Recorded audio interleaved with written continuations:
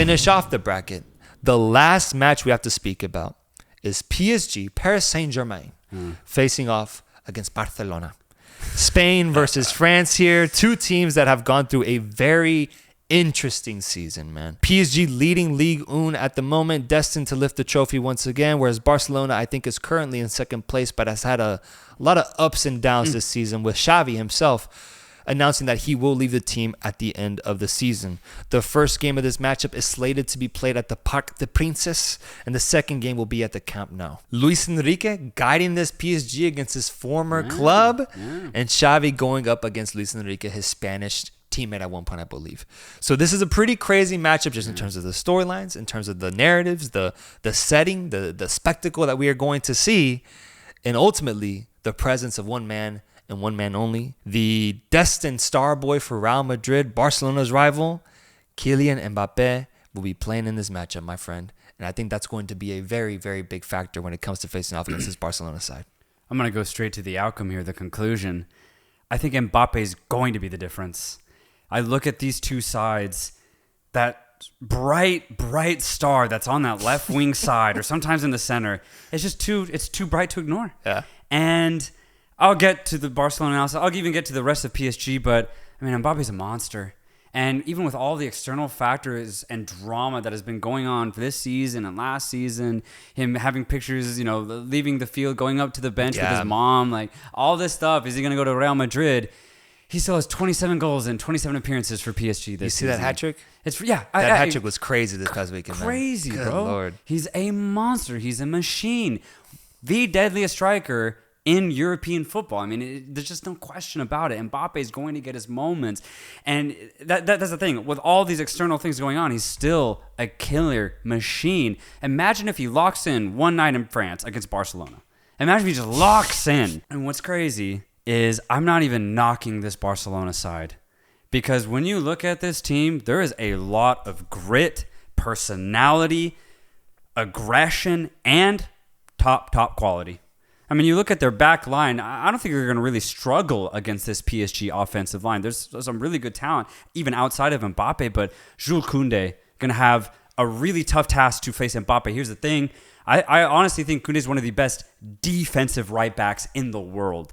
I trust him to handle Kylian Mbappe. And then on the left-hand side, if Joao Cancelo's back, I mean, you have one of the best passing left backs in the world. And then Pau Cubarsí has slotted in to this Barcelona backline like he's been there for 5 fucking years alongside Ronnie Araujo. Yeah. They're fine defensively. I trust Barcelona, honestly. Let's go up to the top for them to score against this PSG side because they definitely will, man. Rafinha's been good. He could be a little bit better, but he'll always create havoc on that right wing side. And then you still have players like Lamine Yamal who can come off the bench or low-key start. The amount of dribble penetration and chaos that he's going to create is going to be a nightmare for PSG. On the other side, you have players like Joao Felix, who's so cheeky, so tricky. And Lewandowski has honestly been immense this year for Barcelona. Better now. He had a really quiet start from like September to December, but my goodness, this calendar year, Lewandowski has popped the fuck off, man. Yeah. 2 assists, 1 goal against Atletico this past weekend. Each moment was sheer brilliance, bro. Yeah, bro. Yeah, sheer brilliance. Lewandowski, he may not have the same physicality that he once had at his peak or his prime, but it's all still there. He has one of the highest IQs in Europe. His execution is still fantastic. You give him a chance in the box, whether it's in front of goal or off the pass, Lewandowski's going to put it away. So Barcelona have a really good offense, a very good offense. I do think, though, they're going to need De Jong. They're going to need De Jong in the midfield.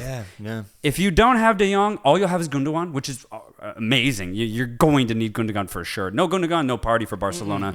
So you need Gundogan, but you need another class midfielder alongside him. Fermin's been good. Sergio Roberto has been good. But, against, just weaker sides. Against a team like PSG, you want to dominate that midfield. I think you can if you have Frankie back and you obviously Gundogan is, operating in the midfield. So I basically just said Barcelona going to win this whole fucking thing. That's the thing. The difference is Mbappe. That's the difference. And I think it's a big difference because if you look at the PSG side, without Mbappe, I don't think it's that impressive of a squad. No, it's not. Whereas for Barcelona, you just made some great points, man.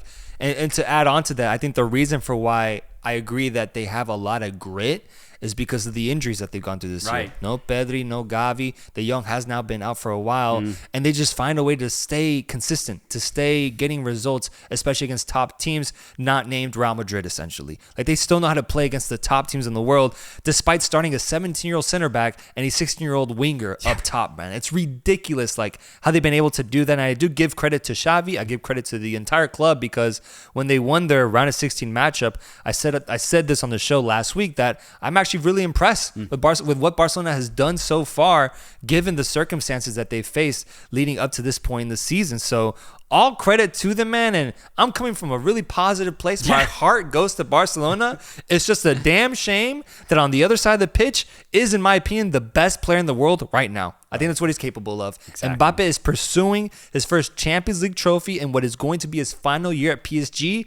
I think he's going to leave it all out on the pitch, man. And I don't think he's going to be forgiving this time around, especially with the narrative. This is soon going to be his rival team once he's at Real Madrid, man. It's actually kind of scary, and I'd be having nightmares of Mbappe if I was a Barca fan, because of the things that he might do to y'all. But yes, PSG as a whole, I criticized them at the beginning of the year because they started such a young midfield, man, with guys like Vitinha, who's only like 22 years old, and Zaire Emery. They're very good, but the responsibility that Enrique puts on them, I mean, they're the midfielders for them now. Whereas you don't have a Gundogan type level player. You don't have a Frenkie de Jong, who is older than both of them, in that midfield, man, to service Mbappe and to be able to handle the pressure of top midfields of other clubs. They've been great so far, but I do think that's going to expose itself a little bit in this matchup. Defensively, I do think PSG is good with Hakimi in that wingback position. Lucas Hernandez has been great as a center back. They've been playing the 20-year-old Brazilian Beraldo a lot. He's been getting a lot of minutes. And then Donnarumma at the back, who's one of the best goalkeepers in the world. Up front, Kylian Mbappe paired up with Kolo Muani, who's also been having a really solid season so far after his great year at Frankfurt. And then you have the surprise factor of a guy like Kang-in Lee. If he comes off the bench or he starts, he's always looking to assist. He's always looking to feed his star boy in Kylian Mbappe. There's some interesting factors to this PSG team. I think they're lesser than Barcelona, but I think Kylian Mbappe puts them over the top. Exactly. And I think if Barcelona has started playing the way they've been playing this last month, like 4 months ago, I actually might say Barcelona, but it's been a little bit too short-lived as far as Barcelona's success is concerned, right? I mean, they just got into second place, but that shows you the trajectory that they're on, right? They build this core, this style of play that they have going on right now. I could see Barcelona being very deadly in the next like 6 to 8 months, and especially if everybody's healthy. Like, Barcelona have a really good young core alongside very talented prime or veteran players. It's fantastic for Barcelona. I just think they're a little too early along their progression right now. And when you're playing against the difference maker like Mbappe, I that's why I'm going PSG. But I mean, as you said, I want to just add in a little bit too for PSG. There are players who are going to give Barcelona problems, right? You already said Kolo Muani. If Dembele is back, I'm not sure if he's going to make it. I'm not that he's a great finisher, but I mean, he's going to create so much havoc against Barcelona. And that's another thing, is Barcelona is not necessarily used to this type of offense, an offense that has three-pronged attack. They can attack from any angle that they wish to. I just think it's going to be a little bit tough for Barcelona to really handle. That's why they'll need De Jong, someone who can relieve pressure in possession. They don't have it. They're definitely not winning. But I think if he does play, they'll have a fighter's chance for sure. And then Bradley Barcola, 18-year-old, I believe, has been actually pretty decent this season too. You already mentioned Lee Kang-in providing really good generation off of the bench. Ugarte, if you need a little bit of a defensive presence in the midfield. So, I mean, this PSG side is deep when it comes to who can play at a very, very high level.